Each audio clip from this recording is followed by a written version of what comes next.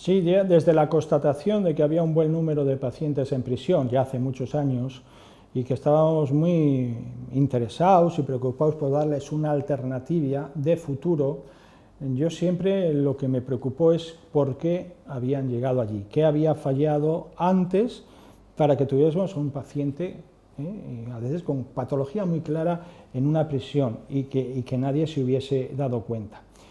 Yo he elaborado lo que llamo las trampas del sistema, donde, alejándome mucho, digamos, en el proceso, esto tiene que ver con modelos educativos, tiene que ver con modelos también de organización económica de un país, tiene que ver con la organización de los servicios sociales, pero voy a detenerme un poco en lo que es la entraña. Es decir, estamos hablando de pacientes, por lo tanto, tienen derecho a un sistema de salud. En este caso, de salud mental. Y el sistema de salud mental, mirándolo de lejos, vemos que tiene dos colectivos. Los que lo integran, los que dócilmente van, asumen su enfermedad y acuden a los centros y dispositivos de salud, y otros que bien porque no tienen conciencia de la enfermedad, o bien porque la tienen de sobra, pero no les resulta satisfactoria, se colocan al margen. La propia Ley General de Salud, en el artículo 20, ley del año 86, ya contempla esta realidad, que la hace a la patología mental distinta de cualquier otra. Es decir, que tenga lo podemos llamar un grupo de disidentes, es decir, que aquellos que, teniendo un trastorno, no son conscientes. Claro, ahí hay una especie de tutela, tiene que ser el propio sistema el que establezca los mecanismos para acoger y recoger a estos pacientes dentro del sistema sanitario. Expresamente, el artículo 20 de la Ley General de Salud, habla de atención domiciliaria, es decir, salir de los dispositivos, salir de los centros, ir a buscarlos, hablar con la familia. Al final todo eso lo llamamos tratamientos, equipos de tratamiento asertivo, que vayan, que se involucren. Siempre habíamos pensado en un teléfono para que cualquiera, los familiares, los vecinos, puedan llamar y eso hacer una incidencia y una intervención. Si esto hubiese sido así, no estoy seguro que tendríamos una cifra muchísimo menor de pacientes ingresados en la cárcel. ¿Por qué? Porque al no hacerse así, esas personas no tratadas entran en situaciones de descompensación y en esas situaciones de descompensación, bien sea en la casa, bien sea en la calle, cometen una serie de hechos que ya después los podemos calificar. Por lo tanto, claramente la deficiencia de estos dispositivos, que prácticamente no existen en ningún sitio, hace que nos vayamos a encontrar un elevado número de personas en la cárcel porque fruto de esa descompensación cometen hechos que después van a ser vistos en la justicia. Bien, pero si nos vamos acercando ya al sistema judicial, hay un sistema previo, el sistema previo que es el de las fuerzas de seguridad. Las fuerzas de seguridad que trabajan fundamentalmente en la calle y tienen dos grandes funciones de acuerdo con su ley de cuerpos y fuerzas de seguridad. Una en torno al delito, ya sea prevención, lógicamente, o persecución, y otra de auxilio al ciudadano. Es algo que inconscientemente hacen las fuerzas de seguridad, pero a veces no se dan cuenta que no es que lo hacen, es que lo dice la ley. Yo siempre digo que tan guardia civil es el agente de la Guardia Civil que persigue a un delincuente como el que auxilia en la operación salida o en una inundación o en un incendio. Son dos facetas. Bien, tanto en la casa como en la calle, muchísimas de las situaciones que protagonizan estos pacientes que se han quedado fuera del sistema son manifestaciones de la falta de tratamiento.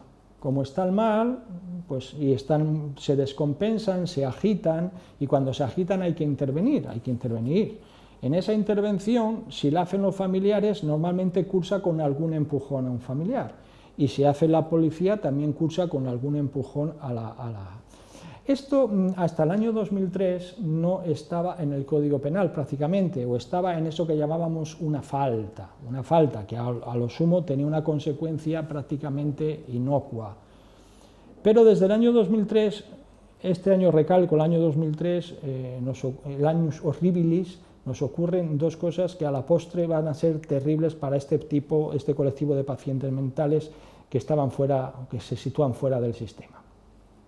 En el año 2003, el maltrato se considera delito, no ya una simple falta, sino delito, y con las consecuencias graves que tiene un delito, el maltrato familiar. Y el empujón a la madre, objetivamente, es un maltrato familiar, con lo cual ya digamos que la policía que advierte eso, pues está en presencia de algo que para que sea delito tiene que ser más, tiene que ser una acción típica, antijurídica, culpable y punible, pero digamos que eso está escrito en el código y ya le da una cierta capacidad de actuar. Bien, por otro lado, también lo que es ya las desobediencias, sobre todo en lo que se refiere a los agentes de la autoridad, eso no es que haya una tipificación nueva, se sigue considerando resistencia o atentado. Bien, pero sobre todo lo que pasa en este año, además de esta nueva consideración del maltrato familiar, es que se juzga estos hechos como flagrantes por los juicios rápidos. Antes no había dos maneras de juzgar los hechos, no hablábamos ni de rápidos, ni de lentos, ni de ordinario, ni de extraordinario, era lo que había, solo una carretera.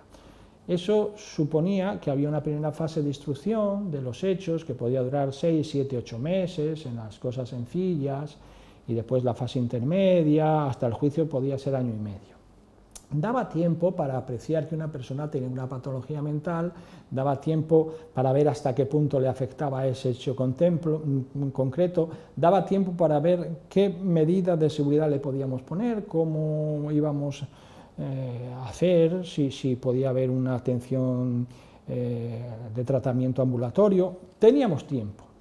En el año 2003, con los juicios rápidos, esto se reduce que a las pocas horas de ser detenido estás en el juzgado de guardia, puede ser 15, pueden ser 20, sabemos que hay como máximo 72, pero no se agotan a 72, es decir, que uno puede haber cometido un hecho en lo que estamos hablando, un altercado con empujón al familiar, con una agresión más o menos leve a la policía que acude en auxilio, y se ocurre a las 8 de la tarde, a las 10 de la mañana del día siguiente estás en el juzgado de guardia, en calidad de detenido con otros 30, 20, 15, depende de los sitios, detenidos, y con un procedimiento aceleradísimo donde lo que la ley pide es que te fijes en los hechos, prácticamente si ha hecho o no ha hecho. Claro, lo que ha hecho es fácil de determinar porque es obvio y porque hay unos testigos. Lo que no hay capacidad de reflexión en ese momento es de preguntarte por qué, qué motivación tiene, por qué lo ha hecho. Suelo decir que un delito no es solo un hecho en la vida, sino la vida en un hecho. Hay que mirar cosas que hay antes en la biografía, en muchas cosas que son lo que ha ido prestigiando el derecho penal. Decía el gran maestro Alonso Martínez, que fue el que hizo la ley de enjuiciamiento criminal, que la pena siga de cerca la culpa. El prestigio de cualquier sistema penal es que la pena siga de cerca la culpa. Y la culpa es algo que no es un hecho, es un juicio de valor sobre muchas consideraciones. Y el prestigio del derecho penal es aislar esas consideraciones, analizarlas y hacer ese juicio de valor. En clave de justicia, que es la que te va a decir si esto es una culpable o no y si damos una respuesta proporcionada o no. Eso han sido décadas de estudio. Y de repente volvemos a las catacumbas. Volvemos a, fíjese usted lo que ha hecho y no hagamos más preguntas. En un sistema acelerado, que si hay conformidad, permite dictar una sentencia ya no recurrible en el plazo de 3 o 4 horas, con lo cual si a las 8 de la tarde ha ocurrido el hecho que ha llevado a la detención, al traslado al juzgado de guardia, ya ha habido conformidad en un ejercicio que está limitado a si lo has hecho o no lo has hecho, a las 12 puedes tener una sentencia firme. Esto es incompatible con cualquier reflexión y mucho menos con una reflexión cualificada como es la de la inimputabilidad de una persona. Y es verdad que la propia ley contempla que no deberá irse por este camino aquellas cuestiones complejas, hechos complejos, cuestiones complejas. Y la inimputabilidad es la más compleja. El tema es que nadie se da cuenta porque no hay unos ojos serenos ni unos ojos expertos, y lo que hay es una velocidad pavorosa. Aparte de que el estado emocional de un detenido pues siempre es raro, no es que, con lo cual ni el abogado que llega, ni el juez ni el fiscal que no se puede detener a mirar. Si además hay un hecho añadido, que si ha habido condena por un maltrato familiar, hay una pena subsidiaria que llamamos de prohibición de acercamiento y de comunicación, que está prevista en el artículo 48. Es decir, que esa familia que es tu cuidador exclusivo, el único, el cuidador informal, el que a veces ha ido al centro de salud y le han dicho, no, mire, mientras no venga él o no venga ella, aquí nosotros no vamos a ir, que es el único valedor, sale del juzgado donde acaso albergaba la esperanza de decir aquí me lo van a solucionar, porque aquí me van a dar una respuesta razonable o van a coordinarse con salud y me van a dar un centro, sale mucho peor que ha entrado, con un hijo que además del problema de salud tiene un problema judicial y que además la cuidadora o el cuidador no se puede acercar ni comunicar a él. Esto se lo hemos dicho a los grupos políticos y nos han atendido en el sentido de que en la reforma del 2015 del Código Penal, en ese artículo 48 se añade un párrafo. En el caso de que sea una persona con discapacidad, una discapacidad sea declarada o no, no hace falta ni mucho menos que esté incapacitado, dice una cosa preciosa, se valorará el caso concreto. Y habrá que ver si se pone esta medida de alejamiento, se tienen que poner los apoyos para cumplirla, con lo cual lo que pasa es que esto todavía no es del todo conocido, pero sí que ha habido una reflexión del legislador, es decir, no podemos en todos los casos poner las medidas. Puede ser que en atención al caso concreto no se haya de poner estas medidas y la cuidadora o el cuidador siga pudiendo atender al menos y comunicar y atender, y si se ponen con unos apoyos que no se conocen y que yo no conozco ningún caso, con lo cual por esta vía hemos encontrado. Pero al final lo que tenemos es pacientes que tienen ya no el trastorno dual mental, sino el mental y el judicial, y que el judicial se les va complicando porque tienen unas prohibiciones que lógicamente incumplen y que dan lugar a un nuevo delito, que es el quebrantamiento de la condena o el quebrantamiento de la medida, lo cual hace que al ser condenado de nuevo, si te han dado la suspensión la primera vez porque tenías derecho, ya se te revoca y cumples todo, y la cifra de pacientes en prisión se multiplica y se multiplica. Era un continuo progreso aumentando por esta circunstancia y he detectado dos situaciones muy claras.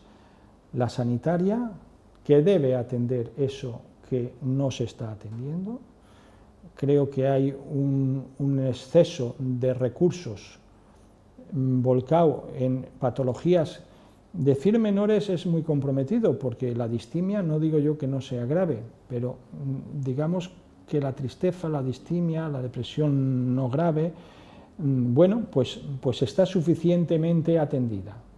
Y estos supuestos de personas que no acuden, está muy insuficientemente atendida. En Andalucía, además, el Estatuto de Autonomía en el artículo 22 dice que las personas con trastornos mentales, y en general las personas con trastornos crónicos, tienen derecho a programas de actuación prioritarios y preferentes. Es decir, que deben ser especialmente, esos deben ser programas especiales.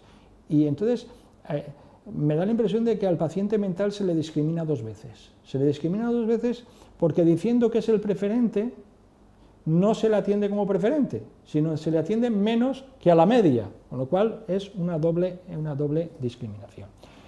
Bien, y así llegamos por esta vía a la parte del centro penitenciario donde nos encontramos, porque en muchas ocasiones la primera vez que se analiza serenamente a una persona es allí.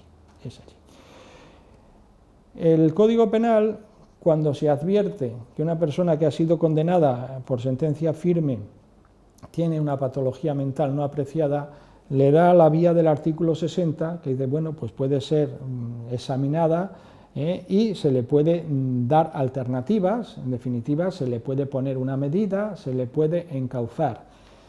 Pero cuantitativamente se emplea muy poco, el artículo 60 se emplea muy poco. Tenemos también las posibilidades de cumplimiento alternativo, a través del juez de vigilancia penitenciaria, si se pide, las medidas, se pueden arbitrar medidas sustitutivas.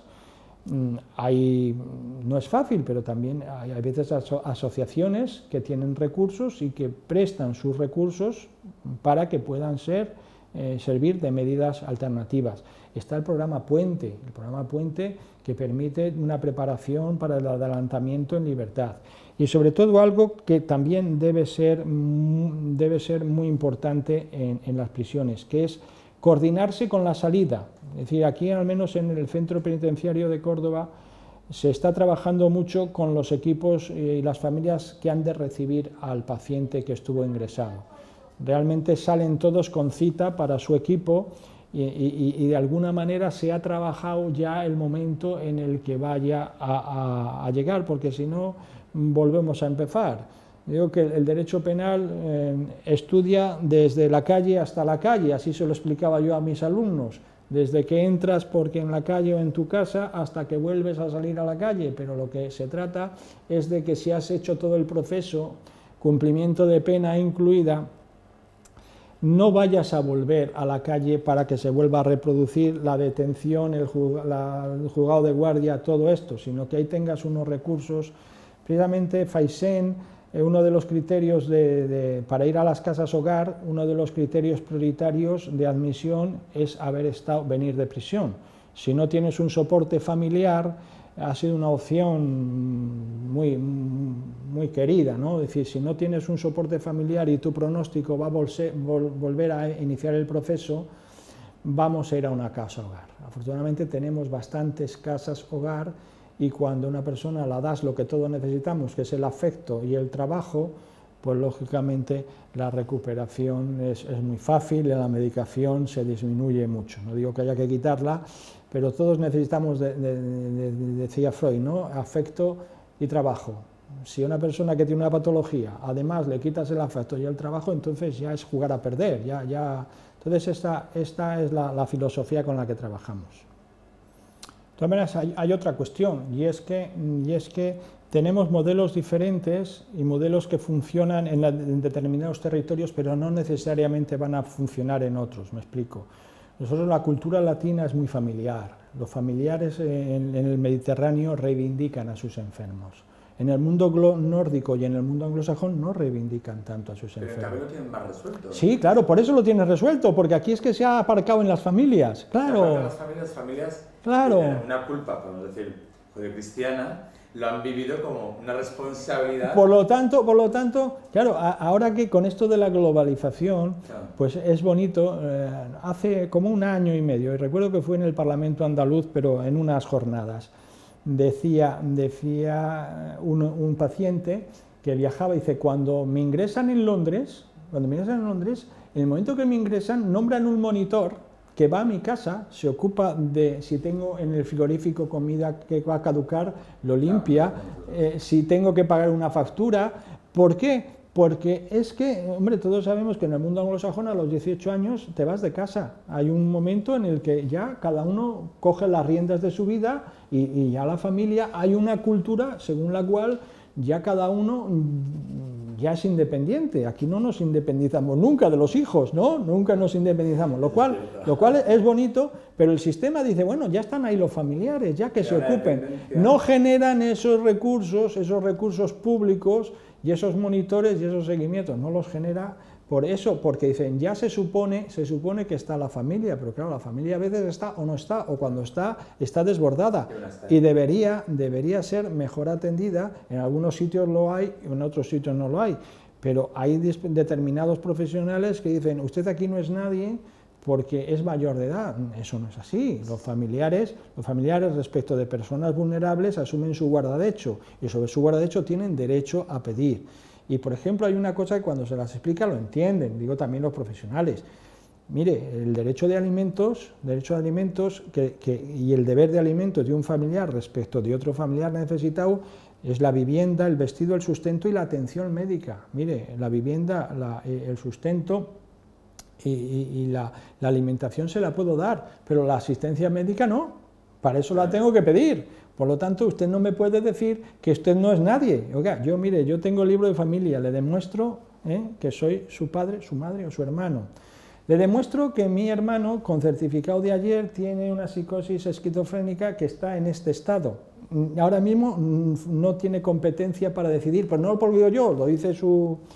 Y mire, vive conmigo con mi certificado de empadronamiento. Con todas estas cosas, si yo le pido a usted sanidad, me tiene que atender. No digo que, por supuesto, que haga lo que yo le digo, que no se trata de eso, pero no me podrá decir usted aquí no es nadie. Usted, yo le estoy haciendo una petición legítima, que es de una intervención. Lo que ya sea, eso es cosa suya, ¿no? Todas esas cosas se generan, se enquistan, y al final hay familias que se agobian, no encuentran en lo público una respuesta, o mucho menos una respuesta coordinada, y estas cosas desde la coordinación debería producir un alivio muy grande.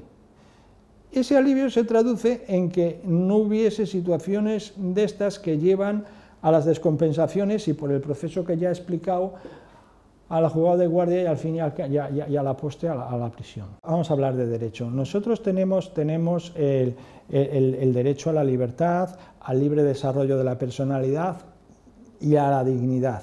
Eso está en el núcleo duro de la Constitución es lo que llamamos el Estado de Derecho. Bien, este es el Estado de Derecho. Y después tenemos un Estado prestacional. El Estado prestacional tiene una cara B que es el Estado burocrático. Y resulta, hombre, en el conflicto entre el Estado de Derecho y el Estado prestacional, el que prevalece es el de Derecho, mi dignidad, mi libertad, mi capacidad de decidir, con lo cual, ante eso, pero es que estamos asistiendo a la barbaridad de que por una cuestión burocrática, es decir, hasta que no haya un tutor no te doy la residencia. Vamos a ver, la residencia es una prestación. Esto no tiene nada que ver, con la incapacitación, no tendría absolutamente nada que ver. Pero es que, mire, la incapacitación no es que usted tiene que ir al estanco y traer una póliza, es que para la tutela me tienen que incapacitar previamente y destruir todo esto, las opciones que yo tengo de libre desarrollo, de dignidad. Esto jurídicamente, en fin, la ONU dice que esto supone un tratamiento inhumano y degradante. Y es que esto es así. Lo que pasa es la naturalidad con la que se asuma que para que te den una residencia te tienen que incapacitar y nombrar tutor. Pero bueno, y para operarte apendicitis también, cuando va uno con apendicitis y tiene un trastorno mental, también es que esto no tiene más que un sentido burocrático, pero un sentido burocrático no puede poner en cuestión lo que es un derecho fundamental y sobre todo el corolario de los derechos, que es el libre desarrollo. Entonces, esto afortunadamente, no sé si habrá alguna comunidad más, pero yo en todos mis escritos digo que esto no tiene ningún sentido jurídico, primero, porque estamos triturando derechos fundamentales por una cuestión burocrática. Es decir, usted le puede dar la residencia y le puede dar la prestación sin tener que antes haber sometido a un procedimiento de incapacitación, que en la mayor parte de los casos es absolutamente innecesario. Es decir, es innecesario porque para llegar ahí se puede hacer sobre la base de unos padres que lo solicitan o de uno mismo que lo solicita, sino la figura de la guarda de hecho. La guarda de hecho permite asumir la representación y pedir. En fin.